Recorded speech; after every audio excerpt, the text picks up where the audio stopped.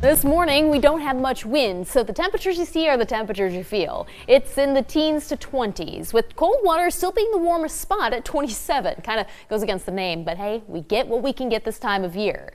Now, when you're heading out to the school bus stop, temperatures will actually be a hair warmer, looking like they'll mostly be in the low 20s across the board, but that's with cloudy skies. Could have some sunshine sneak in from time to time today, but there's also a chance for some rain later on. We're going to track the timing on that as 6 News This Morning continues.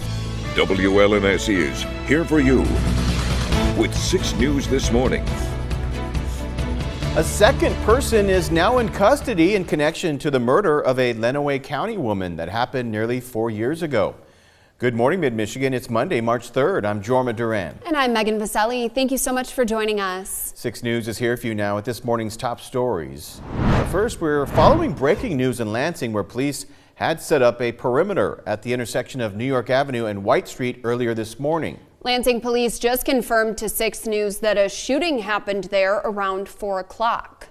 A teenage boy was shot, but police say his injuries are non-life-threatening and he's stable. Meanwhile, police still are looking for the suspect, but say there's no danger to the public. Stay with 6 News as we continue to follow any new developments. Dee Warner went missing in April of 2021, but in August of last year, Michigan State Police were finally able to locate her body on a property owned by her former husband, Dale Warner. He was charged with Dee's murder and soon will stand trial. However, we've learned a second person now has been arrested in connection with this case. According to our media partners at WXYZ, they were told by the family of Dee Warner that her stepson was taken into custody and he's expected to be arraigned today. Dee's brother says he was hoping for this arrest for some time and always believed the stepson had information. Dee's husband was charged with open murder and tampering with evidence, but it's not clear what charges his son will face. The criminal trial starts today for the woman accused of driving drunk and crashing into a birthday party in Monroe County. The crash killed 2 young siblings and hurt several others. The Monroe County Sheriff's Office says Marcella Chidester crashed into the Swan Boat Club last April. The siblings, ages 4 and 8, died at the scene. 3 other kids and 9 adults all were taken to the hospital with serious or life-threatening injuries. Chidester now faces a slew of charges, including second-degree murder, operating while intoxicated causing death, and operating while intoxicated causing serious injury. Her trial is set to start at 8 o'clock this morning. If convicted, Chidester faces life in prison. The Ingham County Sheriff's Department says its proactive efforts helped them take 4 accused drunk drivers off the road within a roughly 4-hour span.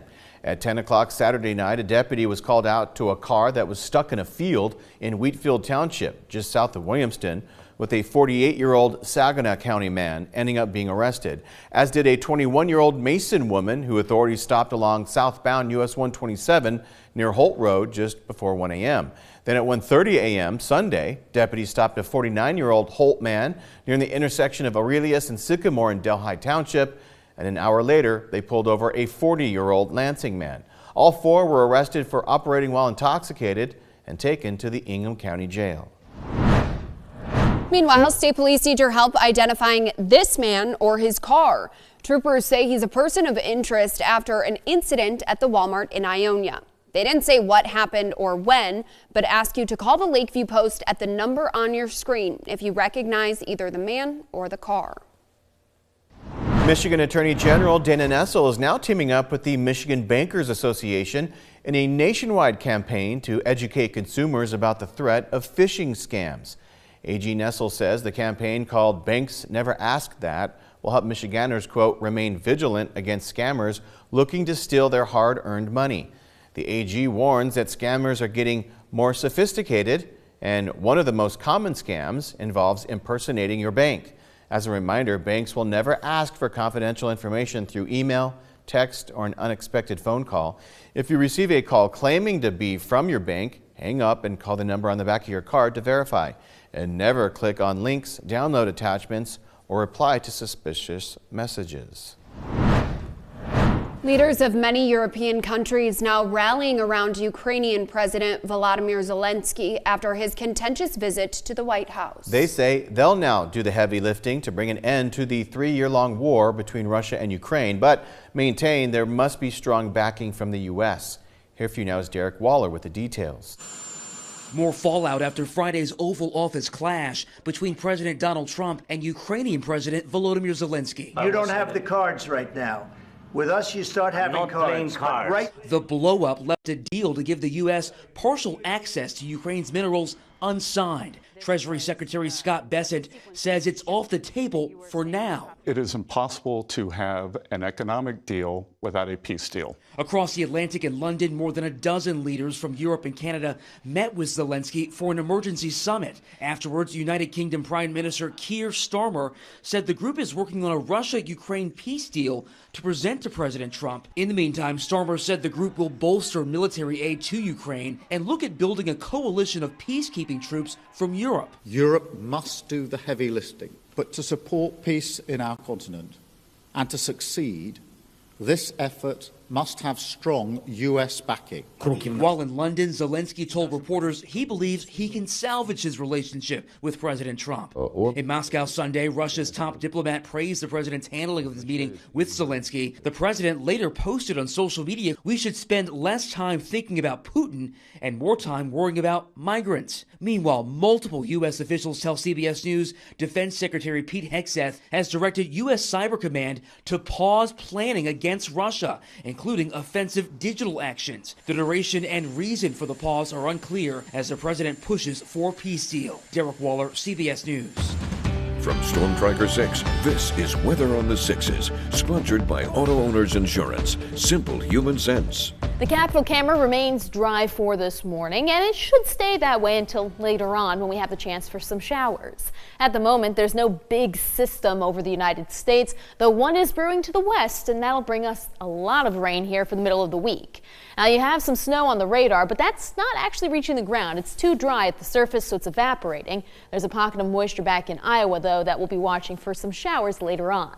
The clouds are moving in, and as we get ready for sunrise, keep an eye on the west or the eastern horizon. You should be able to maybe have that sun skim the bottoms of the clouds, trying to give us a decent sunrise. If not, then you just have temperatures in the 20s to look forward to. It's better than what it had been. Couple of spots still in the teens. Coldest there in Ann Arbor at 14. It was 27 over in Coldwater, seeing the 20-degree mark now in Lansing, and it's just going to go up from here.